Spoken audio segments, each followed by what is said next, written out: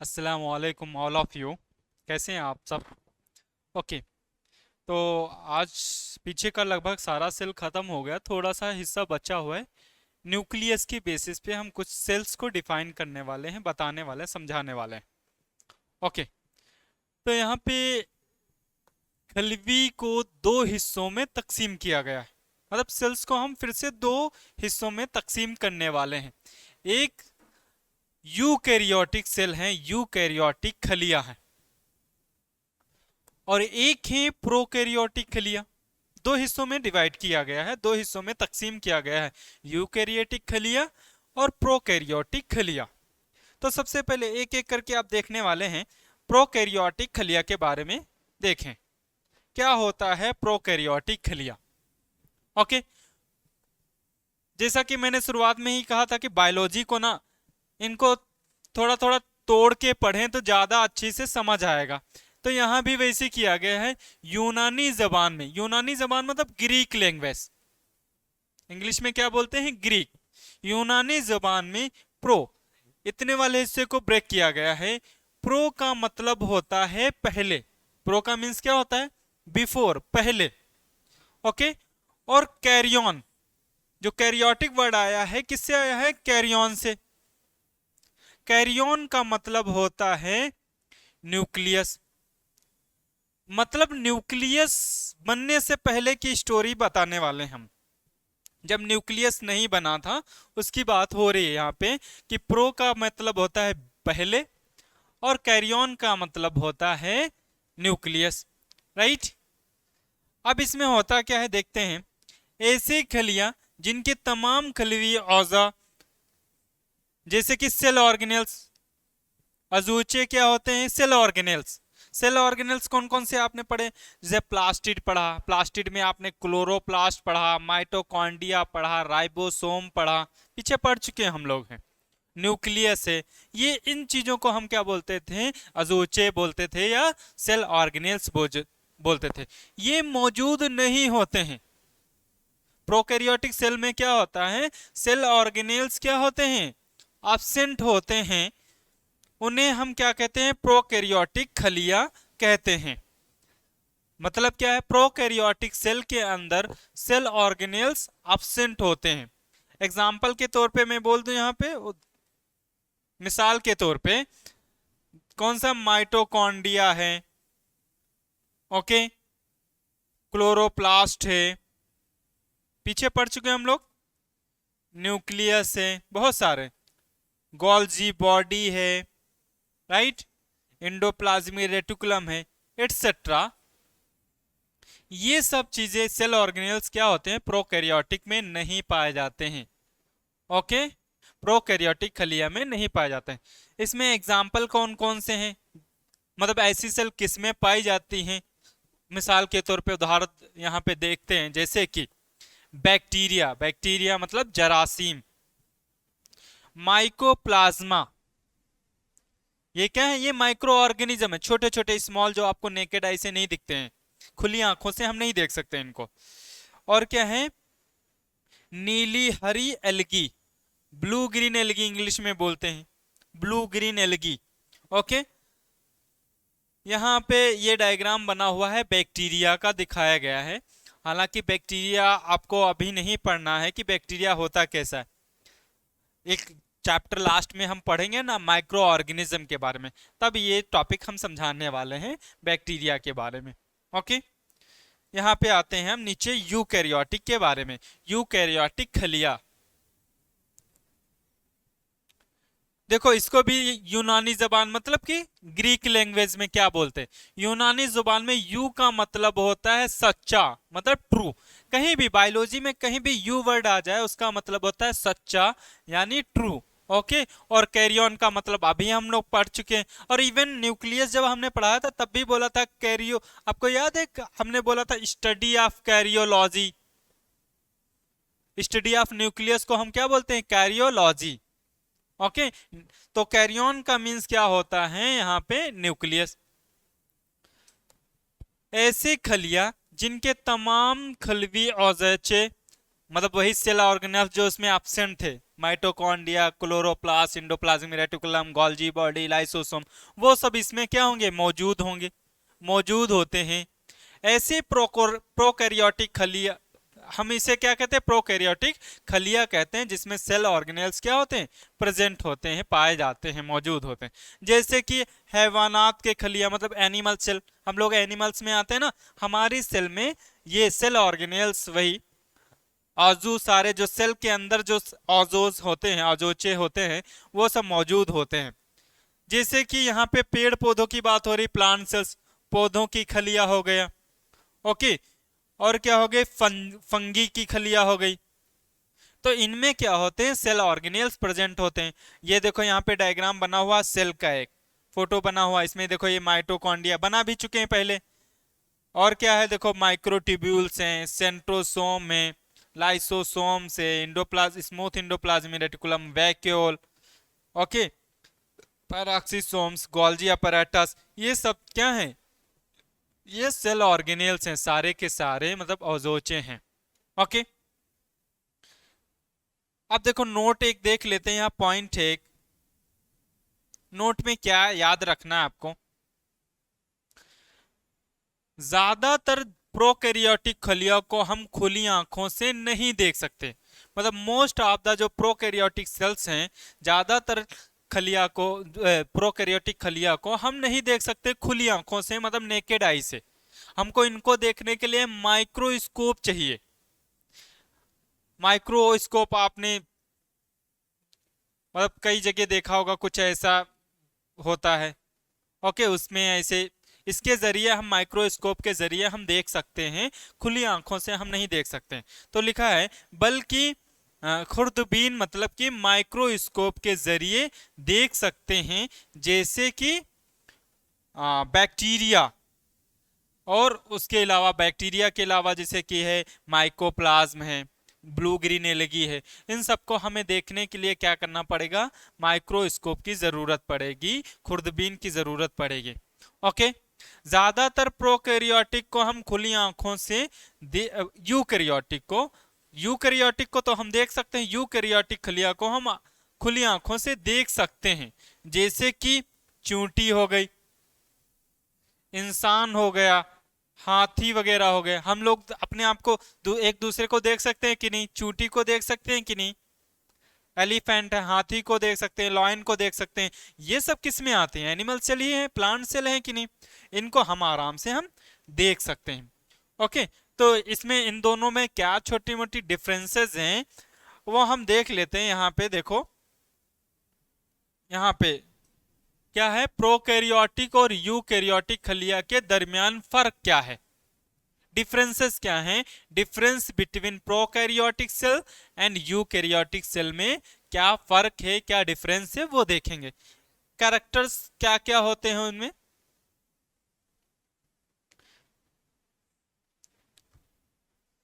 देखो खलिया की बात करते हैं, सेल की बात करते हैं।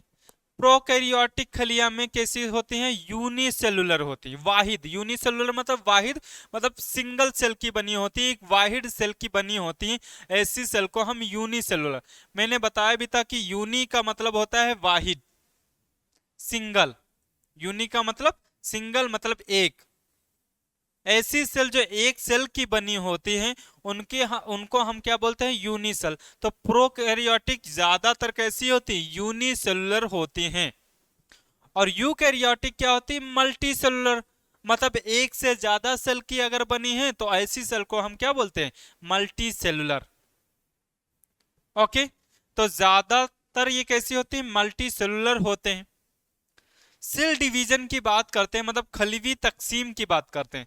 खलीवी तकसीम का मतलब ये एक सेल है और ये दो हिस्सों में टूट जाना, ऐसे, तो इसी को हम बोलेंगे खलवी तकसीम, सेल डिवीजन बोलेंगे, ओके।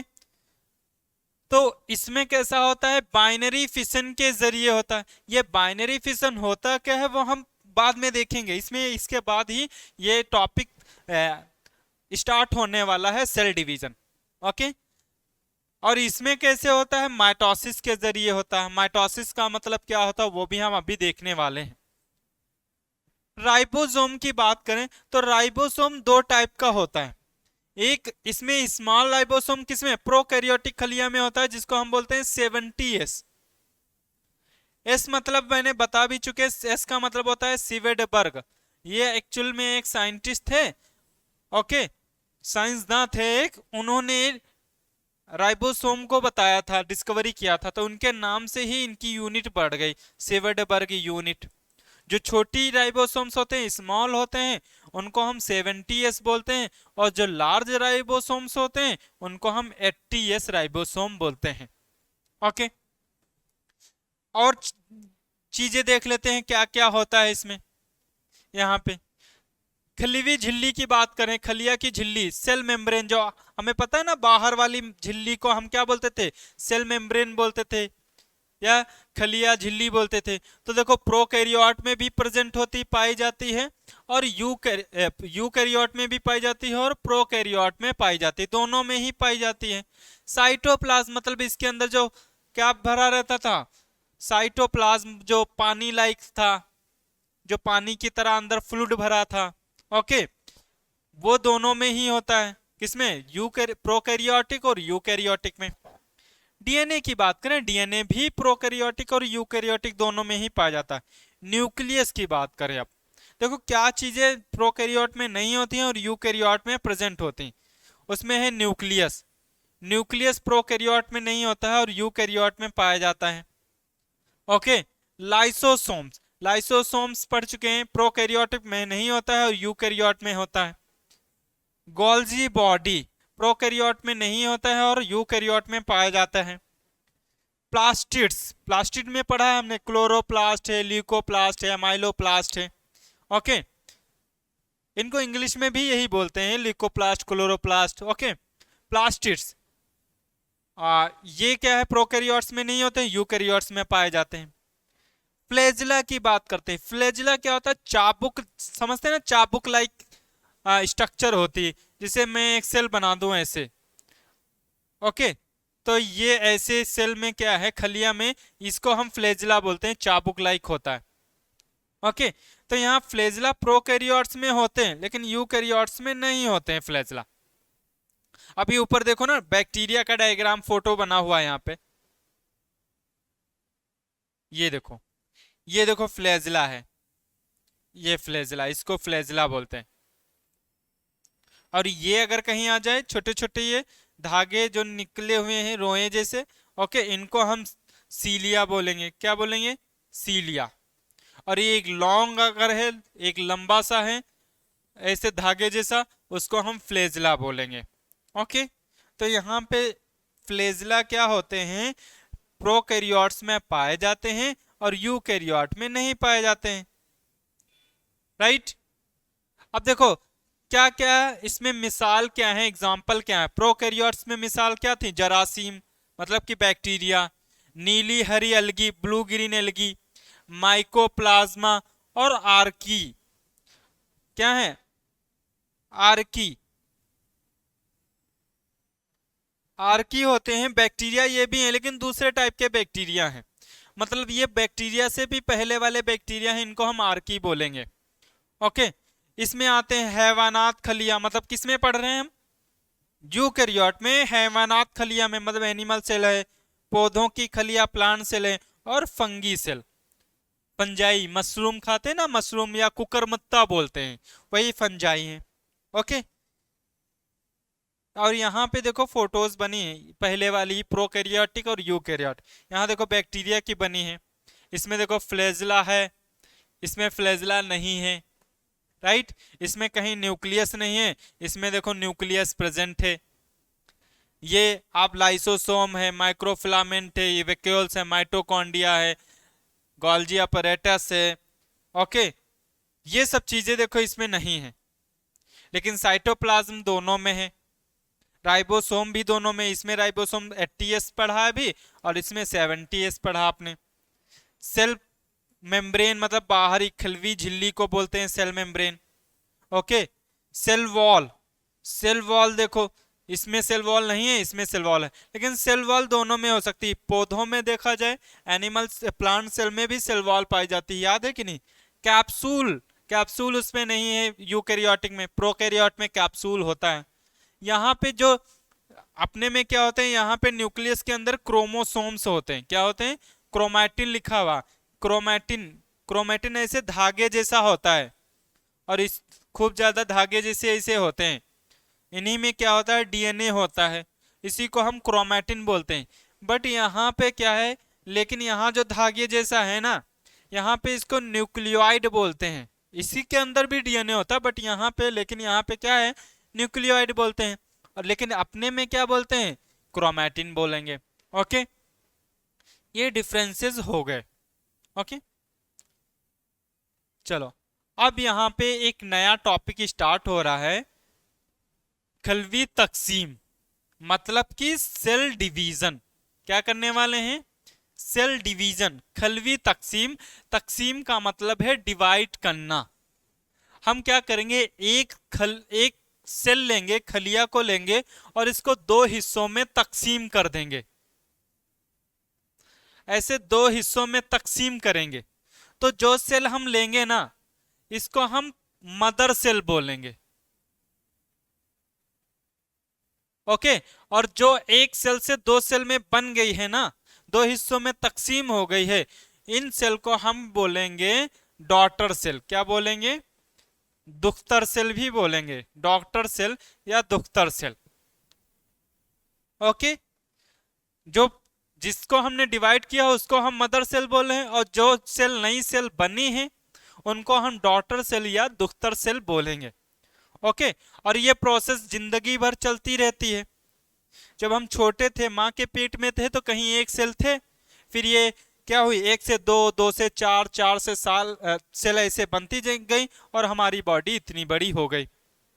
ओके, तो ऐसे पूरी जिंदगी चलेगी। अब ये फिर से मान लो ये आगे चलकर फिर डिवाइड करेगी, मतलब तकसीम होगी, तो इसी को हम बोलते हैं सेल साइकिल। क्या बोलेंगे?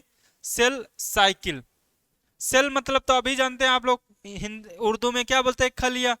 साइकिल का मतलब होता है जो चीज जहां से चले और वहां फिर वापस हो जाए, उसी को साइकिल बोलते हैं। तो वही तो हो रहा है, जैसे ये सेल है ना, सेल टूटी, एक नई सेल बनी, फिर से क्या हुई, वही सेम सेल बन गई, फिर से बाद में फिर दो हिस्सों में तकसीम हुई, फिर से पुरानी टाइप की हो गई।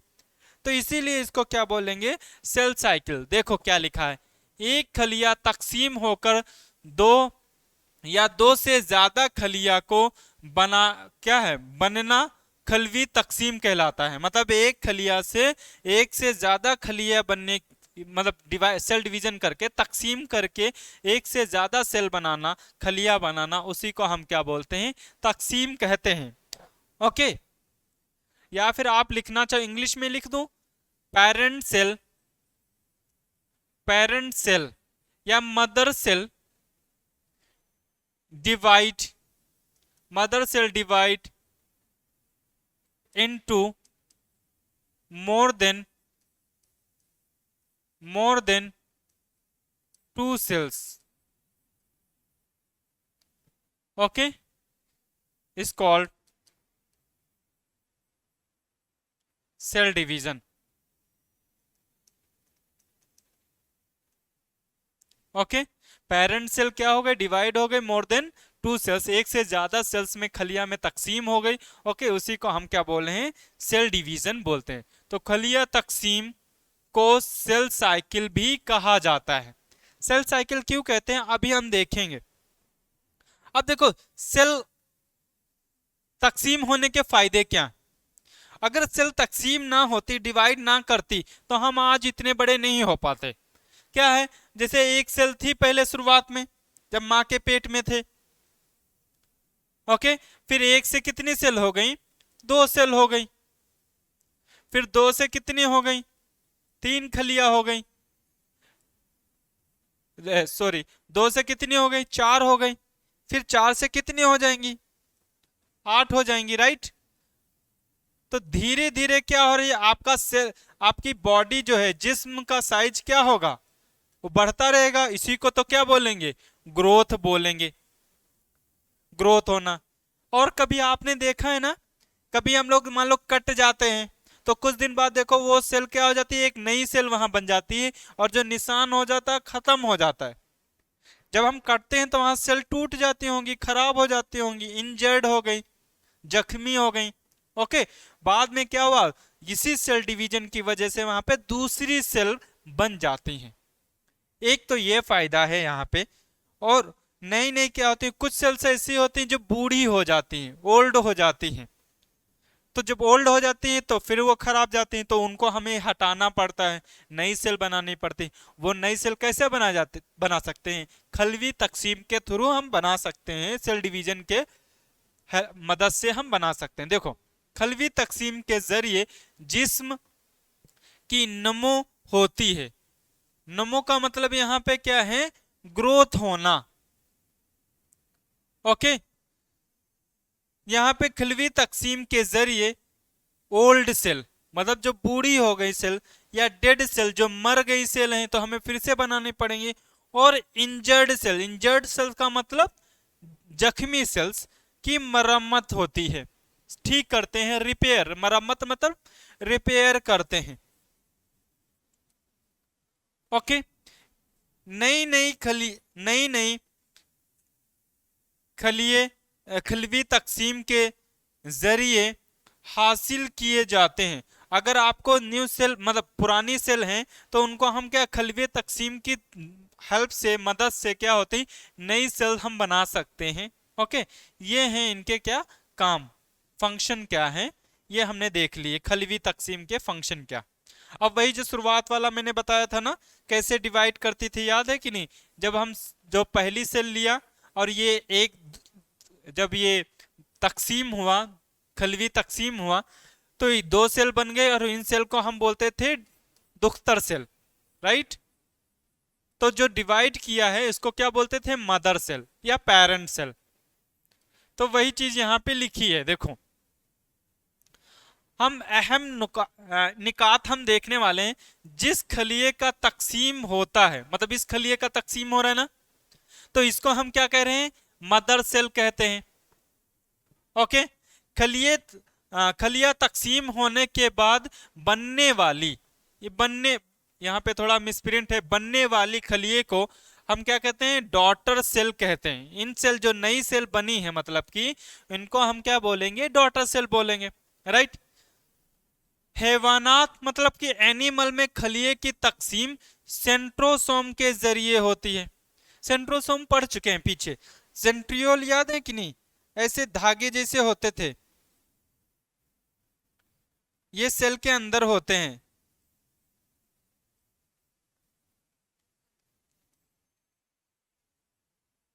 ओके, ये ऐसे सेल्स होती हैं, ऐसे धागे जैसी, इन्हीं को हम बोलते हैं सेंट्रोसोम। अगर पीछे सेल रिपीट करके देखना, फोटो ऐसे बना होगा, तो उनकी मदद से, मतलब सेंट्रोसोम की मदद से हम क्या करते हैं, इस खलिया को तकसीम करेंगे। लेकिन प्लांट सेल में ऐसा नहीं करते हैं, मतलब नबातात, पेड़ पौधों में खलिए का तकसीम हम सेल प्लेट के जरिए करेंगे। कैसे करेंगे वो मैं आगे बताऊंगा। बस आपको यहां याद रखना कि एनिमल सेल में हम सेंट्रोसोम की मदद से हम क्या करते हैं, खलिया तकसीम करते हैं। और प्लांट सेल में, मतलब नबातात में, हम सेल प्लेट को हम तकसीम करते हैं, सेल प्लेट के जरिए हम तकसीम करते हैं। नई खलियां मतलब न्यू सेल्स अगर बनाना है मुकम्मल तौर पर, तो सेल साइकिल के जरिए बनती। अब सेल साइकिल क्या है, एक साइकिल यहां पे हम देखेंगे वो कैसी स्टार्टिंग होती है। अब ये सेल साइकिल यहां पे फोटो बनी हुई है, एक रफ फोटो में बनाता हूं सेल का। ये एक सेल में बना रहा हूं यहां पे, ऐसे देखो। इसके दो हिस्से हैं, कितने हिस्से हैं, इस सेल के दो हिस्से होते हैं। वो दो हिस्से क्या हैं,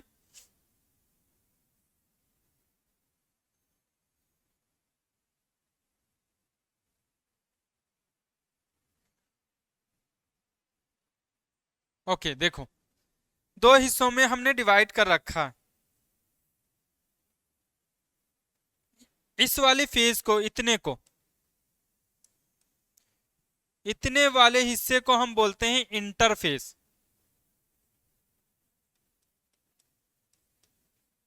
इंटरफेस, ओके, इंटरफेस बोलते हैं। इंटरफेज का मतलब है तैयारी करना, यहाँ पे हम तैयारी करने वाले हैं। और इस वाले फेज को बोलते हैं, एक्चुअल में सेल डिवीजन, खलवी तकसीम यहाँ होती है, तो इसको बोलते हैं एम फेज। क्या बोलते हैं? M phase. क्यों बोलते हैं वो अभी हम बताएंगे। एक एम हिस्सा हो जाएगा और एक इंटरफेज हिस्सा हो जाएगा, दो हिस्से होंगे। अब क्या है, इंटरफेज में भी तीन हैं पार्ट। कौन कौन से हैं? पहला पार्ट है G1 फेज। जी का मतलब यहां पे गैप होता है, ओके। फिर एक आएगा एस फेज, मतलब सिंथेसिस फेज, बनना होगा, इसमें कुछ बनाएंगे। और एक फेज आएगा यहां पे G2 फेज। और एम फेज में आएगा प्रोफेज, मेटाफेज, एनाफेज, टीलोफेज, इतने हिस्से इसके अंदर आएंगे। तो ये डायग्राम यहां पे यही दिखा रहा है। G1 phase, S phase, G2 phase वाले हिस्से को हम क्या बोलते हैं? Interphase, okay. और इधर वाले हिस्से को हम बोलते हैं एम फेज, जिसमें प्रोफेज है, मेटाफेज है, एनाफेज है, टीलोफेज है, और एक साइटोकाइनेसिस है, जिसमें हम सेल डिवीजन करने वाले हैं। देखो कैसे है, अब एक एक चीजें हम पढ़ेंगे, फिर समझ आएगी हमें चीजें। सेल साइकिल को दो हिस्सों में डिवाइड कर रखा है। सेल साइकिल को, खलिया साइकिल को दो हिस्सों में डिवाइड कर रखा है, इंटरफेज और कौन सा है? M phase. एम का मतलब यहाँ पे माइटोसिस और मियोसिस से। क्या होता है मियोसिस और क्या होता है माइटोसिस, वो अभी हम देखेंगे।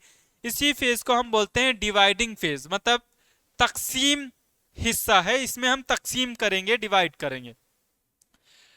इंटरफेज में क्या है? प्री प्रिपरेटरी फेज, मतलब इसमें तैयारी करेंगे, सेल ग्रोथ करेंगे, मतलब सेल का साइज बढ़ाएंगे, खलिया का साइज बढ़ाएंगे। और डीएनए डुप्लीकेशन, मतलब डीएनए को डबल करेंगे, नंबर बढ़ाएंगे। कैसे करेंगे वो देखते हैं। सबसे पहले फेज है हमारे पास इंटरफेज। इंटरफेज क्या है? ये सबसे बड़ा मरहला है, जो ये फेज है सबसे बड़ा मरहला है। आप खुद देखो इस फोटो के अंदर, यहां से लगा कि इतना मरहला जो है वो इंटरफेज है। अब इस मरहले में होता क्या है, पहले ऊपर ऊपर से हम समझ लेते हैं। देखो क्या है, मान लो हमें कोई मकान अगर बनाना हो, ओके, तो मकान बनाने से पहले हम क्या करते हैं? चीजों को इकट्ठा कर लेते हैं।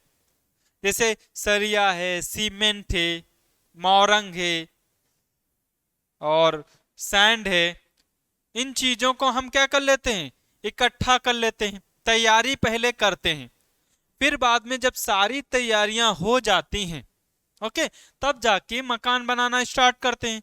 तो कुछ यहां भी वही है। हम इंटरफेज में क्या करेंगे?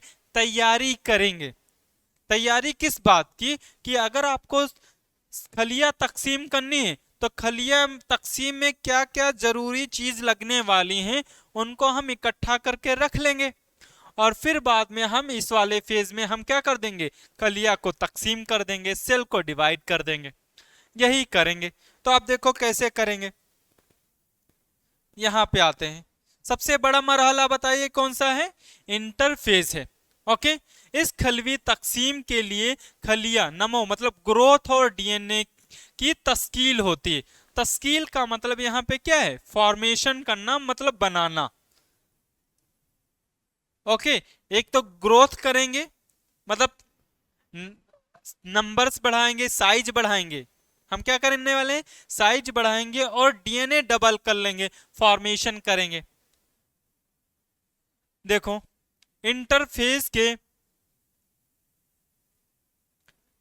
मंदरजा दर्जल देखो मंदरजा जेल मराहिल में क्या है। सबसे पहले हमने पढ़ा था G1 फेज। क्या है? जी का मतलब यहां पे क्या है? Gap phase. इस मरहले में खलिया क्या बनाएंगे? इसमें एंजाइम से, कई सारे हम एंजाइम्स बनाते हैं। एंजाइम होते क्या हैं? अंदर बहुत सारे हमारे अंदर काम चलता रहता है ना, तो उनको खाने वगैरह को तोड़ने के लिए या किसी चीज को बनाने के लिए एंजाइम्स की जरूरत पड़ती है। आरएनए बना लेंगे और प्रोटीन बनाते हैं।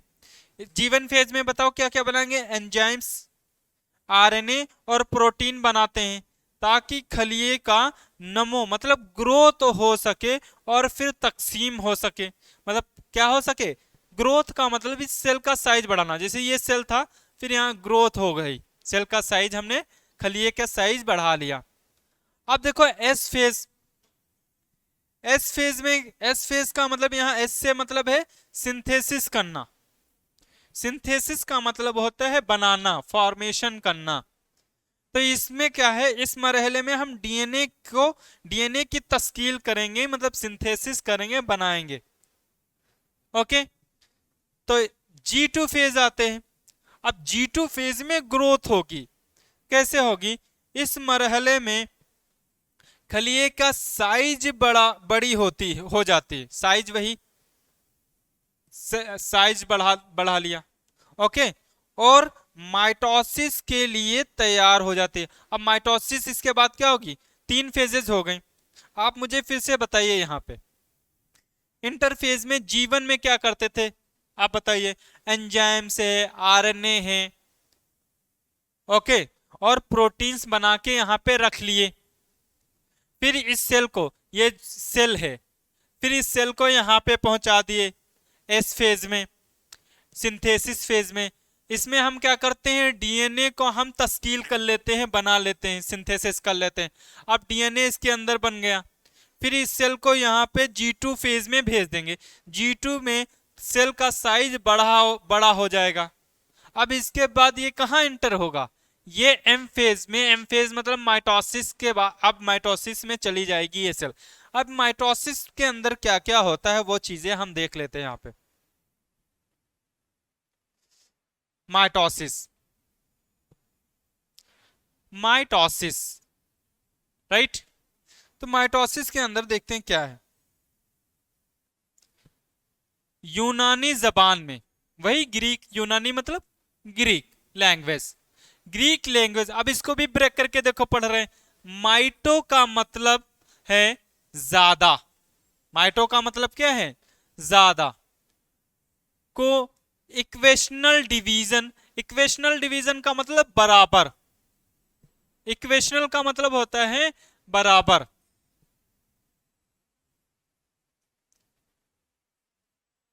बराबर, ओके, के नाम से भी जाना जाता है।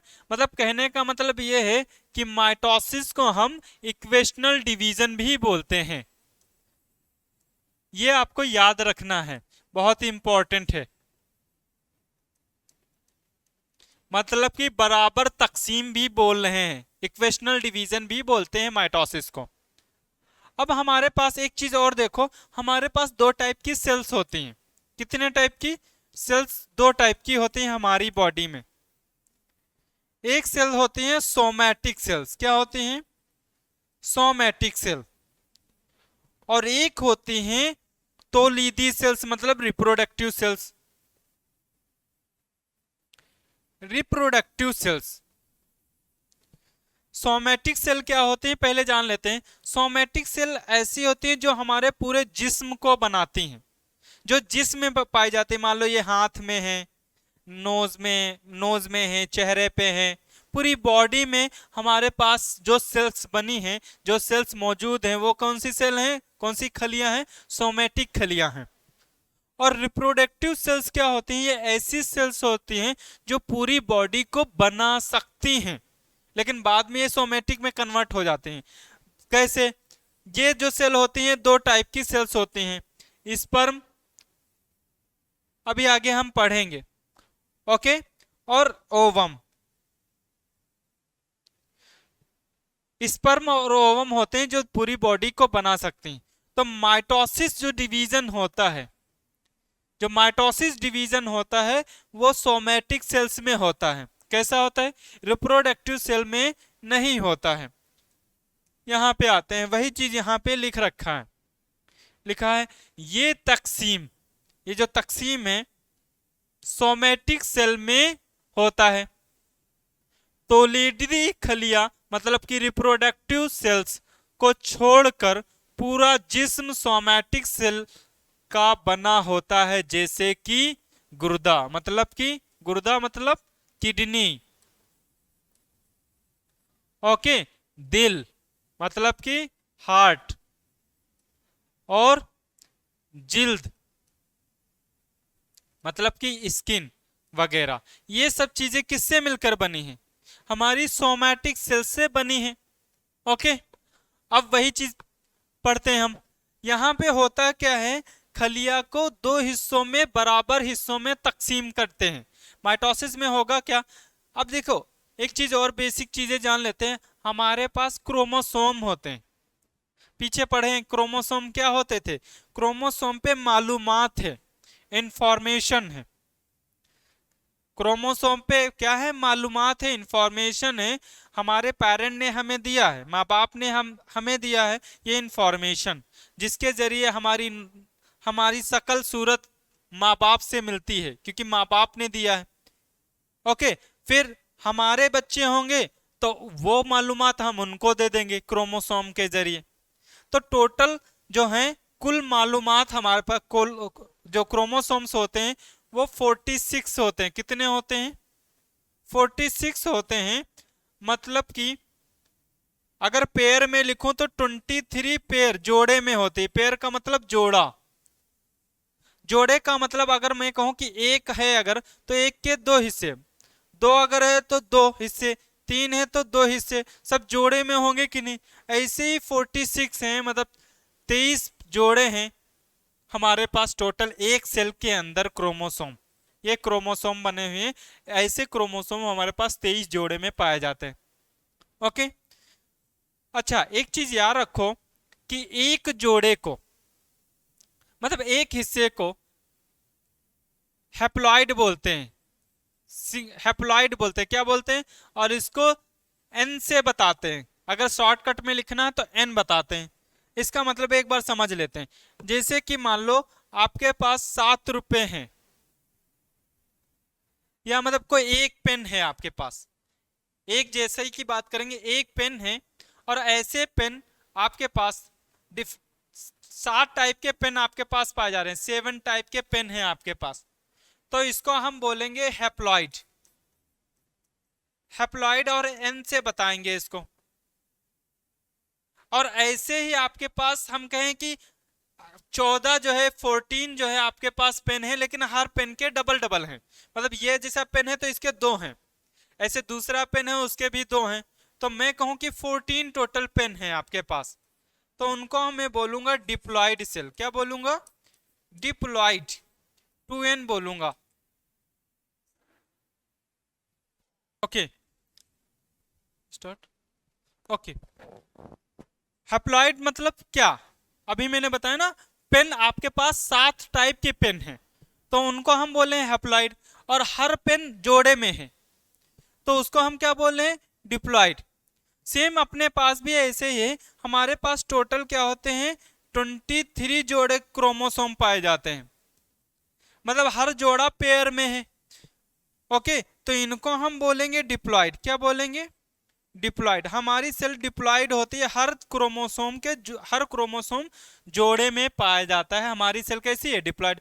किसी में अगर एक हो, एक ही जैसे पाए जाएंगे, लेकिन एक ही जोड़ा हो, एक ही होगा, तो हैप्लॉइड बोलेंगे। तो कुछ ऐसे ही यहाँ पे करने वाले। यहाँ होता क्या है, ऊपर ऊपर समझाते हैं फिर प्रोसेस को जानते हैं। यहाँ पे जैसे ये एक सेल होती है, ये मैं एक सेल ले लूं यहाँ पे, ओके, और टोटल इसमें 46 क्रोमोसोम, मतलब 46 क्रोमोसोम है। कितने क्रोमोसोम है?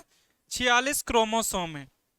अब ये जब सेल टूटेगा, तब सेल में पहले हम क्या करते हैं, पहले हम इंटरफेज लेकर आएंगे, और इंटरफेज में इसको हम डबल कर लेंगे।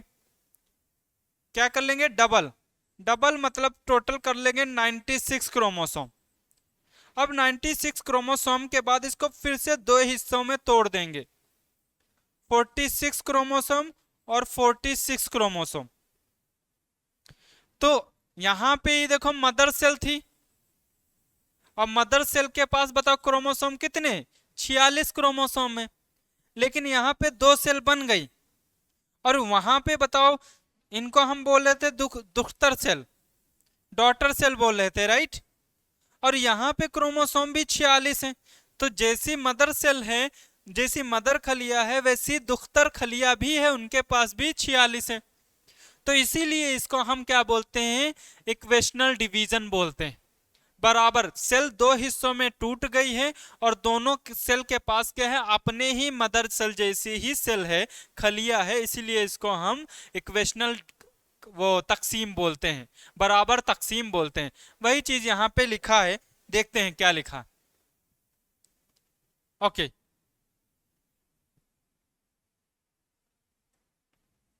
यहां से यहां तक हुआ था। देखो तौलीदी खलिया मतलब रिप्रोडक्टिव सेल को छोड़कर पूरा जिस्म किससे मिलकर बना है, सोमैटिक सेल का बना होता है। जैसे हमने बताया था किडनी, हार्ट, ओके, और ये स्किन वगैरह। माइटोसिस में एक खलिया दो दो हूबहू का मतलब एक जैसी यकसा किस्म के दुख्तर खलिए मतलब डॉटर सेल्स में तकसीम हो जाता है, तश्कील देता है। मतलब दो डॉटर सेल में ब्रेक हो जाता है, टूट जाता है, दो दुख्तर सेल खलिया में ब्रेक हो जाता है। दोनों दुख्तर सेल मतलब कि डॉटर सेल में क्रोमोसोम्स की तादाद कैसी होती है, बराबर होती है।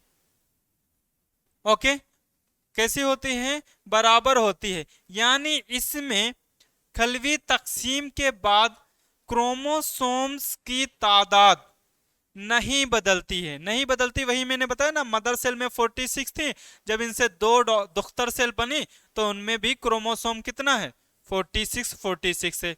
तो तादाद कहां बदली, बराबर ही तो है। ओके, अब यहां पे आते हैं। अब देखो माइटोसिस में कौन कौन से मराहिल होते हैं, कौन कौन से फेजेस होते हैं, वो हम देखेंगे। ऊपर इंटरफेज में तैयारी देख ली ना। अब एम फेज आया था, तो एम फेज ये क्या है, ये एम फेज है, एम फेज है पूरा। मतलब यहां पे लिखा माइटोसिस के तकसीम होने के मराहिल कौन कौन से। सबसे पहला मराहिल होगा प्रोफेज, फिर है मेटाफेज, फिर है आपका एनाफेज, और फिर है टीलोफेज। आप ऐसे याद रखना, पी मैट, पी मैट, पहले प्रोफेज, मेटाफेज, एनाफेज, टीलोफेज, ऐसे मराहिल। पहला मराहिल है प्रोफेज, दूसरा मराहिल है मेटाफेज, तीसरा मराहिल है एनाफेज, और चौथा मराहिल कौन सा है, टीलोफेज। तो पहला मराहिल हम देखते हैं प्रोफेज।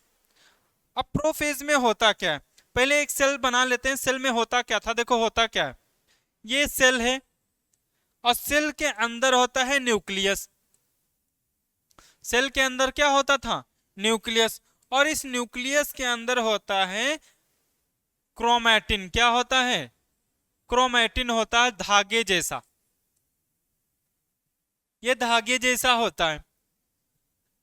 इंटरफेज में होता क्या था, यहां पे डीएनए डबल कर लिया, एंजाइम डबल कर लिया, आरएनए डबल कर लिया, बना लिया था। ओके, जहां पे होते हैं एक पढ़े ना सेल डिवीजन में, यहां पे होते हैं सेंट्रोसोम। ये वाला हिस्सा क्या है, साइटोप्लाज्म। साइटोप्लाज्म में क्या होता है, सेंट्रोसोम होता है। अब यहां पे हम यही देखने वाले हैं प्रोफेज में होता क्या है। प्रोफेज में जो ये सेल मेम्ब्रेन है ना, ये सॉरी न्यूक्लियस मेम्ब्रेन, ये क्या है, न्यूक्लियर मेम्ब्रेन है, मतलब न्यूक्लियस की झिल्ली, ये गायब हो जाएगी, डिसॉल्व हो जाएगी। ओके, और साथ में जो सेंट्रोसोम है, दो हैं, तो ये सेंट्रोसोम एक यहीं रहेगा और दूसरा इसके दूसरी तरफ जाने की कोशिश करेगा। और बाकी क्रोमैटिन क्या है, क्रोमैटिन ये साइटोप्लाज्म में आ जाएगा। तो यहां पे यही होने वाला है प्रोफेज में। प्रोफेज में देखो क्या है, इस मरहले में न्यूक्लियस में मौजूद क्रोमैटिन, अभी बताया ना नेटवर्क होता है, धागे जैसा होता है, अभी हमने बताया नेटवर्क होता है, जमा होकर के क्रोमोसोम, यहां पे मिसप्रिंट है, क्रोमोसोम की शक्ल में आ जाता है। क्रोमोसोम शकल इख्तियार कर लेती। मतलब क्या है, ये कुछ ऐसे धागे जैसे होते हैं, ऐसे खूब क्रोमेटिन, ये क्या है, क्रोमेटिन। और ये क्या हो जाते हैं, जमा हो जाते हैं, और जमा होकर ये ऐसे बन जाते हैं, इनको हम क्रोमोसोम बोल रहे हैं। ये कहां पे हो रहा है, प्रोफेज में हो रहा है। साथ में क्या है, इसी मरहले में जो सेंट्रोसोम है क्या बनाता है, स्पिंडल फाइबर। मतलब सेंट्रोसोम धागे जैसे स्ट्रक्चर बनाएगा। कैसे बनाएगा, अभी जैसे ये सेल बनाया था, उसके अंदर देखो न्यूक्लियर मेम्ब्रेन गायब हो जाएगी और ये क्रोमोसोम बन जाएंगे। और क्रोमोसोम में होता क्या, यहाँ एक सेंट्रोसोम आ जाता है और एक सेंट्रोसोम यहाँ आ जाता है, और धीरे धीरे ये ऐसे धागे जैसे ऐसे बनाएंगे इनको।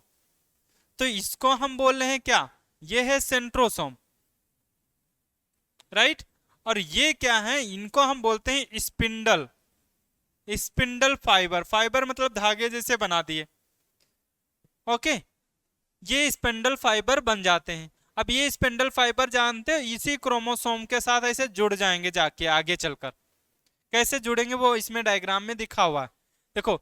न्यूक्लियर मेम्ब्रेन छोटे टुकड़ों में तकसीम हो जाती, मतलब न्यूक्लियर मेम्ब्रेन मैंने बताया था क्या हो जाती है, डिसॉल्व हो जाती है, गायब हो जाती। तो प्रोफेज में आपको क्या पॉइंट याद रखने, पहला पॉइंट क्या है, ये जो सेल थी, सेल के अंदर जो न्यूक्लियर मेम्ब्रेन थी, ये क्या हो जाती है, टूट जाती है, गायब हो जाती है। क्रोमेटिन क्रोमोसोम में तब्दील हो जाता है। और जो सेंट्रोसोम होता है, सेंट्रोसोम क्या बनाता है, स्पिंडल फाइबर बनाता है। इतने पॉइंट आपको, 3 पॉइंट इसमें याद रखना, 3 नुक्ते याद रखने आपको प्रोफेज में। अब मेटाफेज देखते हैं यहाँ पे। मेटाफेज, मेटा मतलब देखो क्या है, यूनानी लैंग्वेज में, यूनानी जबान में मेटा का मतलब होता है मिडिल, मतलब बीच। यहाँ कुछ ऐसा होगा कि बीच में सारी चीजें आ जाएंगी। कैसे होंगी, इसमें होता क्या है, ये देखो न्यूक्लियस है, और न्यूक्लियस में होता क्या, जितने भी क्रोमोसोम है, 46 क्रोमोसोम थे ना अपने पास, तो 46 क्रोमोसोम ऐसे यहाँ बीच में आ जाएंगे, कुछ ऐसे। और यहाँ क्या हुआ था, यहाँ सेंट्रोसोम था, और सेंट्रोसोम से स्पिंडल फाइबर निकलेंगे और जाके इन क्रोमोसोम से ऐसे अटैच हो जाएंगे, जुड़ जाएंगे। तो देखो इसमें क्या याद रखना है, यहाँ पे जो सेंट्रोसोम जो क्रोमोसोम है वो बीच में आ गए। बीच का मतलब इक्वेटर पे, ओके, इक्वेटर पे आ जाएंगे। साथ में सेंट्रोसोम से स्पिंडल फाइबर निकलेंगे और वो क्रोमोसोम से जाके जुड़ जाएंगे। तो इतना ही इस पॉइंट में याद रखना है। देखो क्या है, एक तो बात करें यूनानी जबान में मेटा का मतलब मिडिल होता है। मिडिल का मतलब यही हुआ कि जितने क्रोमोसोम हो गए मिडिल में आ जाते हैं। इसमें स्पिंडल फाइबर पूरी तरह से बन जाते हैं, स्पिंडल फाइबर पूरी तरह से बन गए यहाँ पे, ओके। इस मरहले में सारे क्रोमोसोम्स एक कतार, और कतार का मतलब यहाँ पे इक्वेटर में आ जाते हैं। देखो एक कतार में आ गए। मेटाफेज मतलब मेटाफेज मरहला मतलब स्टेज में क्रोमोसोम को अच्छी तरह देखा जा सकता है। कहने का मतलब क्या है, जब हम इंटरफेज में थे तब हम क्रोमोसोम को नहीं देख सकते थे, क्योंकि वहां तो क्रोमेटिन था, तो हम क्रोमोसोम को नहीं देख सकते थे। लेकिन मेटाफेज में क्या होता था, क्योंकि प्रोफेज में इकट्ठा हो जाते थे और बन जाते थे क्रोमोसोम, और ये अच्छे से बीच में क्या हो जाते हैं, एक कतार में आ जाते हैं। तो इसीलिए हम अगर माइक्रोस्कोप से देखेंगे ना, खुर्दबीन से अगर मैं देखूं तो बहुत अच्छे से नजर आएंगे कि वहां एक कतार में लगे हुए हैं। समझ आया। क्रोमोसोम्स का मुताला करने के लिए, मतलब स्टडी अगर करनी है, क्रोमोसोम का मुताला करना है, तो आपको इसी स्टेज में, इसी मरहले में ही अच्छे से मुताला कर सकते हैं। के लिए सबसे बेहतर मेटाफेज मरहला होता है। अगर आपको मुताला करना है क्रोमोसोम के बारे में, तो सबसे अच्छा मरहला कौन सा है, मेटाफेज है, क्योंकि यहाँ अच्छे से आपको नजर आ जाएंगे क्रोमोसोम्स, राइट। यहाँ पे देखो, यहाँ पे फोटोज बनाई हुई हैं। यहाँ पे प्रोफेज 1 लिया, प्रोफेज लिया है, प्रोफेज 1 छोड़ दो, प्रोफेज खाली देखो। यहाँ पे क्रोमोसोम ये देखो नीले हैं और 2 रेड बने हुए हैं। 2n का मतलब यहाँ पे 46 क्रोमोसोम है, 4 हैं टोटल यहाँ पे। मेटाफेज में क्या है, इसको ऐसे फोटो को अगर रखेंगे ना तो यहाँ देखो सेंट्रोसोम है और ये क्या है, देखो एक एक मिडिल में जाके ये एक कतार में लग गए सारे क्रोमोसोम और इनसे जाके ये स्पिंडल फाइबर जाके जुड़ गए। ये देखो इसको हम बोल रहे हैं मेटाफेज, मतलब कि बीच वाला मरहला है यहाँ पे। अब यहाँ पे आते हैं एनाफेज में। अब एनाफेज में होता क्या है, देखो यूनानी जबान में एना का मतलब होता है पीछे, मतलब बैक करना। कैसे बैक करेंगे आप खुद सोचो। अभी हमने बनाया था ये ऐसे इक्वेटर पे लगा दिया, राइट, दोनों ये अटैच हैं। ये देखो ऐसे कुछ ऐसे ना बनाकर मैं ऐसे बनाऊं,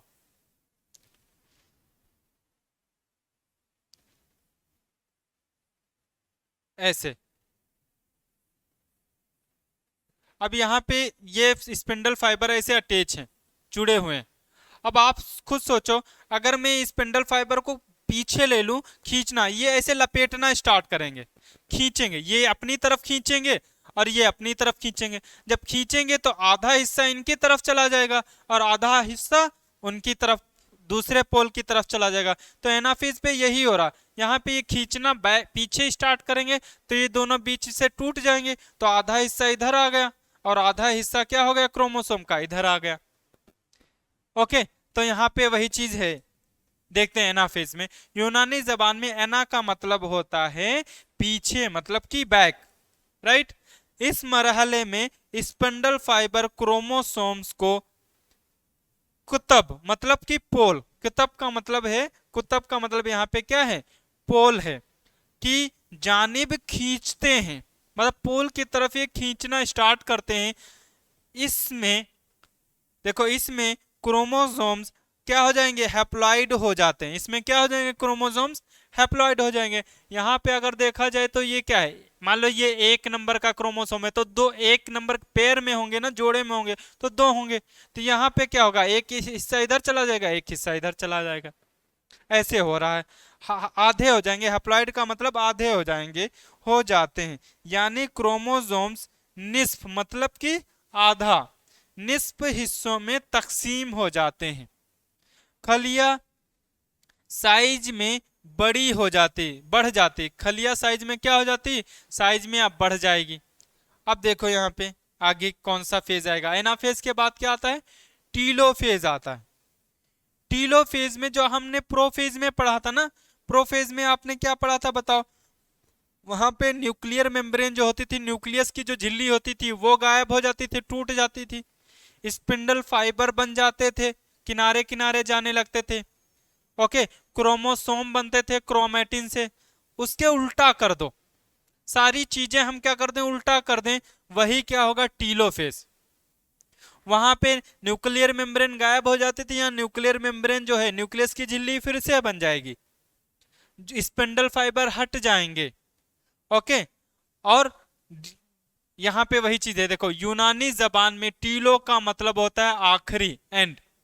ये आखिरी मरहला है, इसमें खलिया की तकसीम मुकम्मल हो जाती, मतलब इसमें आप सेल डिवीजन कंप्लीट हो गए, खलिया की तकसीम क्या हो गई, कंप्लीट हो गई। न्यूक्लियस दोबारा जाहिर हो जाता है। न्यूक्लियस क्या हो जाएगा, ये सेल है और सेल के अंदर देखो ये क्या हो गई, न्यूक्लियस हो गया, मतलब न्यूक्लियर मेम्ब्रेन बन गया, दोबारा जाहिर हो गया। ओके, न्यूक्लियर मेम्ब्रेन दोबारा जाहिर हो जाती, न्यूक्लियर मेम्ब्रेन दोबारा बन गई। खलिया, खलिया दरमियान से दूर, देखो यहाँ पे क्रोमोसोम्स की बात कर रहे हैं।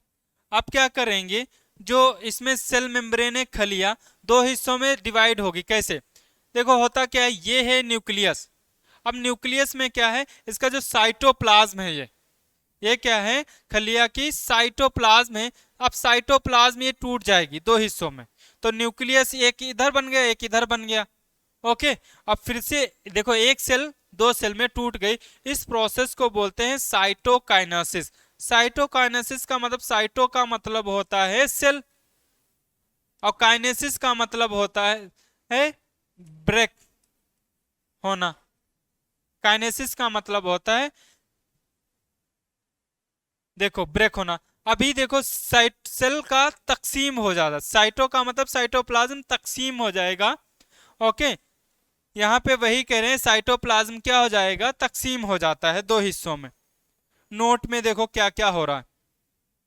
ऐसे दो हिस्सों में फिर से देखो 2n हो गया, ये हैप्लॉइड सेल हो गए। यहाँ पे ये डायग्राम थोड़ा सा सही नहीं है, मियोसिस नहीं माइटोसिस होगी, और ये n नहीं, यहाँ पे क्या होगा, ये 2n होगी। ओके, नोट की बात हम करते हैं यहाँ पे। सेंट्रोसोम में मौजूद सेंट्रियोल स्पिंडल फाइबर को बनाते हैं। सेंट्रोसोम में कौन मौजूद होता है, सेंट्रियोल। अभी मैंने बताया ये एक सेंट्रियोल ऐसे होता है, पीछे पढ़ चुके हैं। एक सेंट्रियोल ये होता है और एक सेंट्रोल ये होता है, और इन्हीं दोनों को मिला के ही सेंट्रोसोम बोलते हैं। तो सेंट्रोसोम दो सेंट्रियोल से मिलकर बना होता है, और यही आगे चलकर क्या बनाते हैं, स्पिंडल फाइबर बनाते हैं। और स्पिंडल फाइबर एक प्रोटीन होती है, ट्यूबुलिन प्रोटीन का बना होता है। लिखा है स्पिंडल फाइबर धागे की तरह दिखता है, अभी हमने बताया ना धागे जैसा दिखता है, और जो कि बना होता है ट्यूबुलिन प्रोटीन का बना होता है। साइटोकाइनेसिस क्या होता है, इसमें खलियां दो हिस्सों में पूरी तरह तकसीम हो जाती है। ओके, दो हिस्सों में तकसीम हो गई। तो ये क्या पढ़ा आपने, ये पूरा पार्ट आपने पढ़ा है माइटोसिस का। माइटोसिस को हम क्या बोलते हैं, इक्वेशनल डिवीजन बोलते हैं। इक्वेशनल डिवीजन का मतलब फिर से वही चीज अभी बता दूं, इसमें होता क्या था, एक सेल थी जिसमें एक सेल में क्या होता था, 46 क्रोमोसोम थे, और दो इक्वल सेल्स में, दो बराबर सेल हिस्सों में क्या हो जाते थे, टूट जाती थी। बस ये चीज इसमें पढ़ी है, और कैसे वो प्रोसेस होती है वो चीजें यहाँ पे हमने देखी, कैसे कैसे टूटता है। तो ये है इक्वेशनल डिवीजन, मियोसिस है। ओके ओके, यहां से आप लोग नेक्स्ट वीडियोस में, यहाँ पे मैं समझाता हूँ, यहाँ से यहाँ तक आप माइटोसिस तक आप पढ़ के आइए, इक्वेशनल डिवीजन।